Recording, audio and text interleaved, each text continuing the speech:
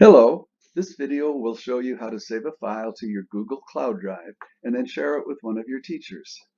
The file can be one of many things, like something you've written or a video that you've filmed. If it's already on the Google Cloud Drive, you can skip the first half of this video. Before following along though, you'll need to sign into your personal Chrome account and bring up the Chrome browser. Once you've done that, your computer screen should look pretty much like the one you see here. With your mouse, click on the little cluster of dots in the upper right corner, which will bring up a bunch of apps, sort of like the home screen of a cell phone. Go ahead and click the app, which looks like this and has the word Drive under it. That click will take you to the Google Cloud Drive screen, which should look like this. The Google Cloud Drive is where you put any file that you want to share with a teacher. Let's go ahead and get your file. First, click on the big plus sign up here. Then click the words File Upload.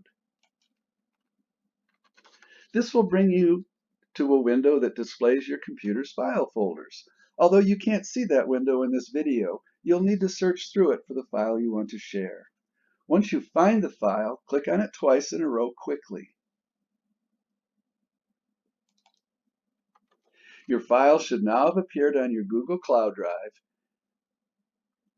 ready to share with your teacher.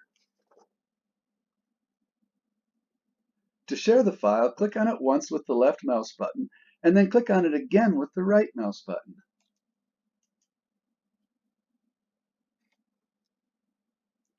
If you do those clicks correctly, you should see a menu with the word Share on it. Go ahead and click on the word Share.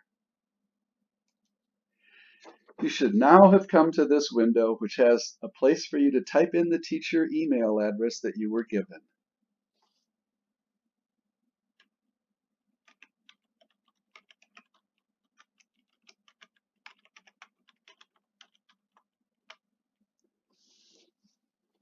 When you finish typing it, click the word Done or Send at the bottom of the window.